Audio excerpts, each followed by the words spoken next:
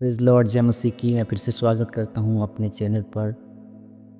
और मैं कहना चाहता हूँ कि यदि आप इस चैनल पर नए आए हैं तो प्लीज़ इस चैनल को सब्सक्राइब करें ताकि आने वाली वीडियो आपको मिल सके। सभी को जय मसीह की। Praise Lord, hallelujah. मैं आज आप सब से बातचीत करना चाहता हूँ। आपको प्रभु के वचनों से कुछ सिखाना चाहता हूँ, प्रभु से रिलेटेड कुछ बातों को बताना चाहता हूँ। यूट्यूब पे बताने वाले परमेश्वर के वचनों को बहुत सारे लोग हैं, लेकिन परमेश्वर सबको अलग अलग प्रकाशन दिया है। परमेश्वर जैसा प्रभु के साथ उसका जीवन है, या परमेश्वर उसको किसी तरह का प्रकाशन दिया है। और मैं चाहता हूँ कि प्रभु ने जो मुझे प्रकाशन दिया है मैं आप सबों को बताऊँ। आप इस वीडियो पे बने रहें और ध्यान दें। ये अंत का समय चल रहा है और प्रभु का आने का टाइम हो रहा है, और यीशु मसीह कब आएगा किसी को नहीं मालूम। हालेलुया, इस चीज़ को ध्यान दे। यीशु मसीह के वचन में लिखा है कि जागते रहो। यीशु मसीह ने कहा है कि जागते रहो, मैं चोर के समान आऊँगा। यीशु मसीह आप सबों को, हम सबों को जागने कह रहा है। मालूम है, वैसा जागना नहीं। हम नींद में सोए हैं और उठ गए, प्रभु यीशु मसीह उससे जागने को नहीं बोल रहा है।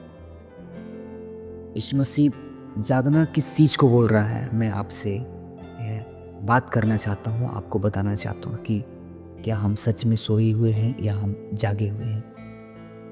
यीशु मसीह कहा कि जागते रहो और प्रार्थना करते रहो ताकि परीक्षा में ना पड़ो। इस चीज़ को ध्यान दें। जागना क्या है मैं आपको बताने जा रहा हूँ। आप इस चीज़ को ध्यान दें। जागना क्या है, जागना किसे कहते हैं, मैं इस चीज़ को आपको बताना चाह रहा हूँ। आप ध्यान से सुनें।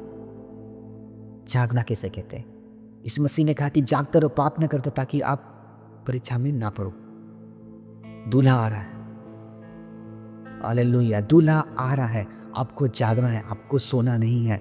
और सबसे पहली बात यह है कि अगर हमें पता ही नहीं है कि सोना किसे कहते हैं तो हम जागेंगे कैसे। हालेलुया, इस चीज़ को ध्यान दें। अगर आपको पता नहीं है कि जागना किसे कहते हैं तो हम जागेंगे कैसे। प्रभु हर एक चीज़ को दृष्टांत में लेकर बातचीत करता है, दृष्टांत में बताता है। हालेलुया। मालूम है जागना किसे कहते हैं, इस चीज़ को आप ध्यान दें। जागना किसे कहते हैं मैं आपको बता रहा हूँ। आपके जीवन में कोई पाप है, मैं फिर से बता रहा हूँ, आपके जीवन में कोई पाप है और आप कर रहे हो और आपको पता नहीं है। फिर से रिपीट करता हूँ, आपके जीवन में कोई पाप है, आप कर रहे हो और आपको पता नहीं है। दूसरा कि आप पाप को हल्के में ले रहे हो। मैं इसको एक्सप्लेन करूँगा, क्लियर करूँगा। इस चीज़ को आप ध्यान से सुनेंगे, इसी वीडियो पे आप बने रहेंगे। पहला क्या है, आपके जीवन में कोई पाप है जिसको आपको पता नहीं है।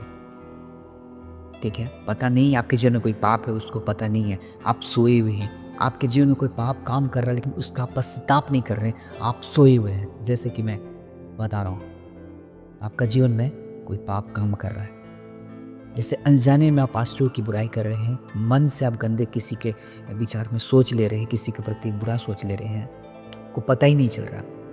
किसी के बारे में आप गलत सोच ले रहे हैं, किसी के बारे में बुरा सोच ले रहे हैं, आपको पता नहीं चल रहा है, आप सोए हुए हो। अगर आपके जीवन में कोई पाप काम कर रहा है और आपको पता नहीं चल रहा है, आप सोए हुए हैं, इस चीज़ को ध्यान दें।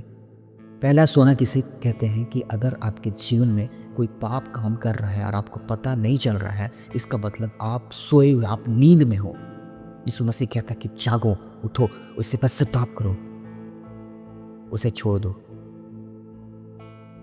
हालेलुया। आपके जीवन में आप अपने आप को चेक करें। आप हर एक लोग अपने जीवन को चेक करें, मेरे जीवन में कौन से पाप काम कर रहे हैं। अगर आप अपने पापों को, अगर आप अपने कमियों को गिन नहीं सकते हो, देख नहीं पा रहे हो, इसका मतलब आप नींद में हो, आप सोए हुए हैं। यीशु मसीह आएगा, आपको जब उठाएगा, जागेंगे, मरेंगे, उसके बाद याद करेंगे कि मैंने कौन कौन से पाप किए, तो बहुत लेट हो जाएगा, बहुत देर हो जाएगा। इस चीज़ का आप ध्यान दें। पहला क्या है, अगर आपके जीवन में कोई पाप काम कर रहा है, आपको पता नहीं चल रहा है कि कौन से पाप मेरे जीवन में काम कर रहे हैं, आप सोए हुए, आपको उठना है, आपको जागना है, अपने माइंड को देखना है कि मेरे मन में कौन से विचार चलते हैं, आपको चेक करना है। मैं कहाँ जाकर क्या बैठकर क्या सुनता हूँ, ये आपके जीवन में इम्पोर्टेंट है। आप कैसे संगति में बैठते हैं, कहाँ पर बैठ के जाते हैं, क्या सुनते हैं अपने कानों से, ये इम्पोर्टेंट है। आप अपने मुंह से क्या बोल रहे हैं। अगर आप जागे हो तो आपको पता चलेगा कि आप कान से क्या सुन रहे हो। अगर आप जागे हो तो पता चलेगा आँख से क्या देख रहे हो, अपनी आंखों से क्या देख रहे हो, अपने जीभ से क्या बोल रहे हो, अपने मन से क्या सोच रहे हो, आपको पता चलेगा अगर आप जागे हुए तो। अगर आप नींद में हो तो आपको कुछ पता नहीं चलेगा। कहीं भी जाकर बैठ जाओगे, किसी की भी चुगलियाँ सुन लोगे, किसी को कुछ भी बोल दोगे, कोई भी चीज़ देख लोगे, कोई भी चीज़ सोच लोगे, आपको पता नहीं चलेगा। आप सोए हुए हो, आप नींद में हो। जगा हुए इंसान को हर एक चीज़ पता रहता है कि आप क्या देख रहे हो और क्या सोच रहे हो। मैं आपसे कहना चाहता हूँ, जब कभी आप कहीं पे बैठते हो, कोई किसी की चुगलियाँ सुनते हो, किसी की बुराई, किसी की गाली कुछ सुनते हो, तो क्या पवित्र आत्मा आपसे बातचीत करता है कि यहाँ से उठ जाओ, इसकी चुगलियाँ मत सुनो। अगर आप से पवित्र आत्मा बातचीत कर रहा है, आप जागे हुए, और वहाँ से निकल कर जा रहे हो तो आप जागे हुए।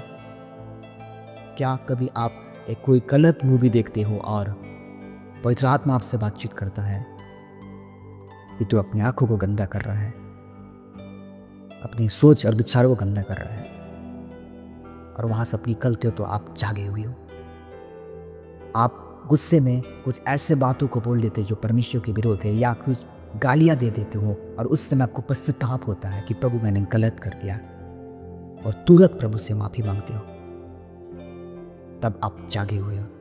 या आप कुछ देखकर पश्चाताप करना भूल गए, किसी की चुगलियाँ सुनकर पश्चाताप करना भूल गए, किसी को गाली देकर, झूठ बोलकर, बुराई कर कर पश्चाताप करना भूल गए, आप सोए हुए हो। इस चीज़ को ध्यान देंगे, आप नींद में हो, नींद में, और प्रभु आपको नहीं उठाएगा, सोए हुए इंसान को नहीं उठाएगा। आपको जागना है। वचन कहता है कि जागते रहो और प्रार्थना करते रहो। मालूम है किस चीज़ का जागना किसे कहता है, समझ में आ रहा? अगर मैं कुछ गलत बात बोल रहा हूँ, अगर मुझे पता चला गया, मैं जिंदा हूँ, मैं जागा हुआ, तो मुझे मालूम चले कि मैं गलत बोल रहा हूँ, और मैं जागा हूँ और उस चीज़ के लिए प्रार्थना कर रहा था कि परीक्षा में ना पड़ो। हालेलुया। आपको जागना जरूरी है, आपके जीवन में जागना इंपॉर्टेंट है, ताकि आप प्रार्थना कर पाओ। हालेलुया। जागना है। हालेलुया। कुछ ऐसे पाप हैं तो आपको पता नहीं चलता है। अपने जीवन में कुछ ऐसे भी पाप कर रहे हो जो आपको पता नहीं है। आपको प्रभु को उपस्थित में बैठना है और प्रभु से बोलना है, प्रभु मुझे बता, मुझसे बातचीत कर, कौन से ऐसे पाप है मेरे जीवन में जो मुझे पता नहीं चल रहा है। प्रभु आपसे बातचीत करेगा।